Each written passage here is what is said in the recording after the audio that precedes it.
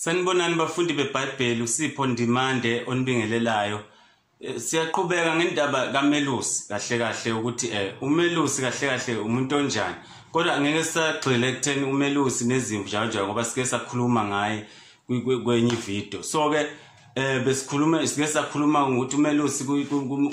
kulokhuza kumahubo 23 ukuthi uMelusi uyangilalisa emadlelweni ahlaza futhi uyanginika ukudla uyangiphakela ngezwi ukuze ngazi ngihlale ngisuthe yabona ngisuthe ngingabi nokuthi ngibe nendlala. So yes, so ke okay ukuze phela ngingafika amasela afike anginike ukudla bese ngiyabaleka ngiya kumasela. So ke okay yipi indlela namhlanje sifuna sikhulume ukuthi yipi indlela yokuthi ube namalunga ebandla owazi ukuthi awusabi lutho a strong futhi awayindawo la ebandleni angeke ephume mhlambe kwamanye amabandla awayindawo nje a stable. Yini into ongayenza ukuthi wenze amalunga anjalo? Isikhathi esiningi emabandleni amaningi amalunga afika ayinikele isikhathi esiningi ayinikelela izinto ezihlukahlukene, ngaba umusic noma ukugqoka kwebandla noma mhlambe ukuthi noma umholi wakhona nje mhlambe noma unothile noma kuculwa kahle lelo bandla. So kahle ziningi izinto ezenza ukuthi abantu bayinikele ebandleni okungazona lezi ezingqo kahle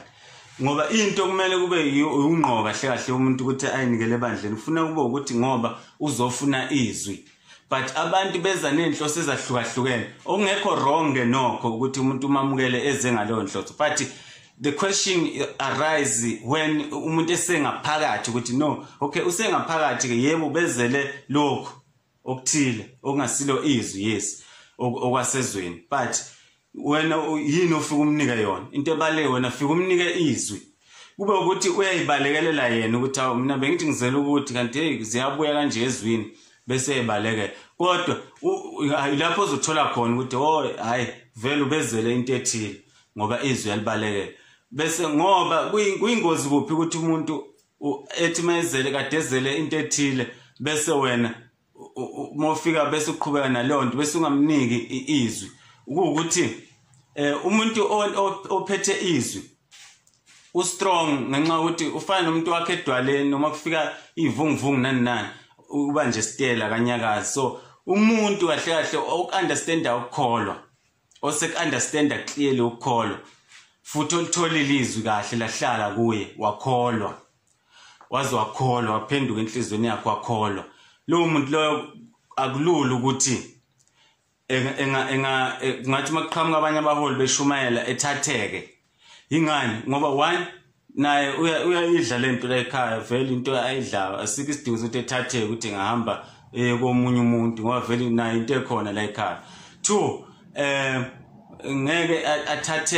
athathwe ezinye izinto ayibona kwamanye amabandla njengokugqoka nani ngoba usuke yena ese understand ukuthi kahle ukukholwa yini, ukukholwa akusiko ukugqoka, ukukholwa akusiyo ini. So uma ungakwazi ukuthi unika abantu ivalue yokukholwa ukuthi okay ingqikithi yokukholwa yini nani ingakho kubaleke lento ekuthiwa ama-Bible study kuhlalwe nje ibandla lihlale kufundwe nje ngeBhayibheli ukuze abantu bezoba neclue ukuthi iBhayibheli yini engathathwa inoma ubani umuntu. Inkinga yethu abaholi emabandleni inkinga yabo ukuthi bafuya abantu emabandleni bengabatshela iqiniso okuyilona lona belo nokuthi bazoba foster ngokuthi bebathethisa ukuthi niyaphi ningaphumi niyokhonza kwamanye amabandla njalo kholwani lapha leli bandla lelidala kanjani. So kanti lokho akusizi ngalutho ngoba niphethe abantu abaweak okukholweni, abantu abangahlunyezwa into encane nje ayeke isonto yabona. Umuntu ongathi nje kwenzeka into encane nje sedikibele uyayeka isonto, kanti umuntu okholwa ngempela understand ukukholwa uyazi ukuthi noma enganyanyiswa noma umholi noma enyanyiswe noma ilunga lebandla uyabona ngeke akuthathe le nto ngendlela ukuthi engayeka uyabona ngoba uzoyibuza ukuthi oh konje ngangizele usibanibani lenkonzweni noma ngangizele uNkulunkulu nje ngqo bese uthi impendulo ngangizele uNkulunkulu. So siphi isidingo sokuthi ngiyeke ukukholwa asikho isidingo sokuthi ngeke noma ngishintshe ngiyeke kwelinye ibandla asikho isidingo ngoba izwi ngiyalithola futhi angizelanga umuntu lapha ngizele nje ngiyakholwa mina yabona mase kufika izinto ebandleni mase kufika izinto ezimnyakazisayo umuntu lo wayezele into ethile mayingasenzeki kahle mhlawumbe lethe wayezele ukuthi mhlambe kuculwa kahle mangasaculwa kahle ikwaya isifadalala kulula lo muntu ukuthi ephume kulelo bandla ehambe ufuna amanye futhi amabandla kodwa uma umuntu ezele ukukholwa ezele izwi uyakwazi ukuthi umuntu ehlala noma kunjani nje azi ukuthi mina ngumzalwane ngistable ngiyindawo ingakho isikhathi esiningi ngiye ngithanda ukuthi emabandleni izwi lifundwe kakhulu yabona kube nekhali lapho kuhlala khona kufundwe manje uthola ukuthi uma ukuthi akufundwa ngiyabona ukuthi makungafundwa kungafika noma ubani umprofeti ofikile endaweni mayefika abantu bathatha udumo lakhe baye kanti uma kuukuthi hayi ukuthi ku-wrong kuya kumprofeti kodwa kunabaprofeti bamanga futhi amalunga ebandla uma ukuthi abakwazi ukuhlukanisa phakathi komprofeti wamanga nomprofeti weqiniso abakwazi ukuhlukanisa nje into e-right ne-wrong bona bazi ukuthi into ebalekile ukuya nje esontweni nje uyofuyeka nje esontweni nje lento ukuthi ya ngesonto njalo ngifuna esontweni yabo kodwa sifunelani ufuna usitshelani akwaziwa so ingakho uthola ukuthi ke uma uthi uphethe quality abazalwane ngempela uyabagxisha ngezwi uphethe quality abakholwayo abamukele izwi baphenduka badla izwi banela ngezwi uyazi ukuthi noma kungafikani man noma kungafikani endaweni into engamasela yabona uthola ukuthi abantu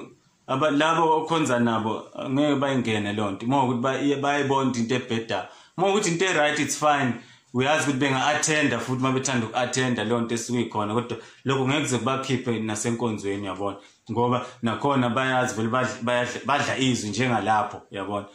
kahle kahle equality yomzalwane awusabi ngisho evakashele elinye ibandla noma ngathi uvakashele elinye ibandla awusabi ngoba uyamazi ukuthi lo muntu lona stable nje uyabona ubalansile ngezwe ngeke athathe hambe thatheka ngoba uyalithola izwe ekhaya futhi uyali-understand ukuthi yini izwe uya-understand ukuthi yini futhi ukufellowshipa noma ukuyodibana nabanye abazalwane ngaleso sikhathi leso so nje ilokho ukuthi kubalekile ukuthi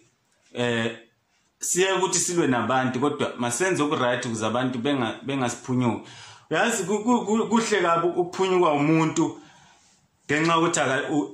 akalifuni iqiniso yabona kuhle kabi lokho ukuthi ebalekela ukuthi akalifuni iqiniso noma ebalekela ukuthi ngoba ngenxa ukuthi akalifuni iqiniso futhi khona ezinye izinto ayibona ukuthi azenzeki kahle la esontweni mhlambe ayithandayo ezezwe kuhle lokho kodwa umuntu ezobalekiswa ukuthi akalithola iqiniso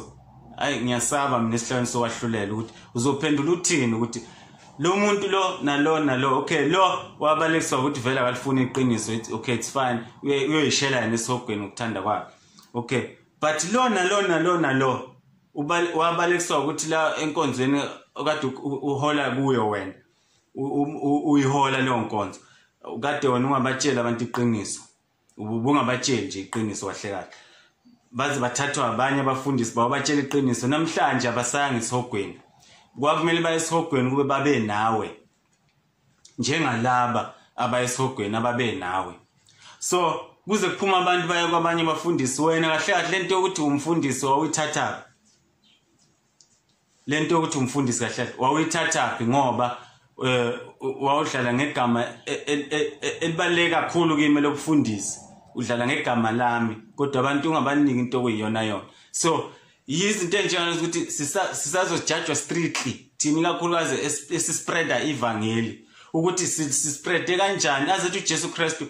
ozokhipha ingxenye yalokho umthetho omncinyana kulomthetho omncinyana ozokhipha noma ingxenye nje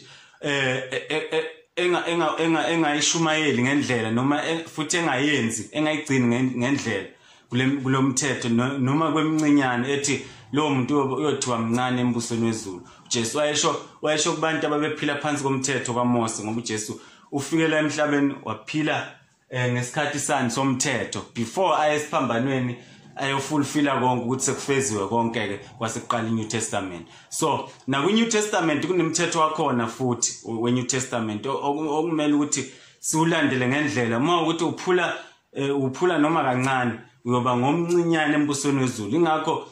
nasesihlweni sokwahlulela uyoba nenkinga uma ukuthi uhlulekile ukuba ubeka abantu endleleni. Abanye baphuma baphuma ebandleni bayothola iqiniso kwelinye ibandla basindiswa bakhona ukungena embusweni wezulu. Abanye mhlambe bazama ukuthenga amehlo akho noma bengathenga amehlo akho bahlala nje kuwe lapho ukhonzisa khona. Kodwa bahlayela ukuyesihogweni ngoba ungabaniki into okuyiyona yona. So ileyo indaba kaMelusi kade sikhuluma ngayo. Kodwa namhlanje besikhuluma ngokuthi yiphi indlela yokuthi ugcine abantu abayiquality abazalwane abayiquality ebandleni lakho ukuthi nje ubagxinxe nje noma ubafide ngezwi likaNkulunkulu ngoba ungumelusi omuhle egameni leNkosi yethu Jesu Kristu. Amen.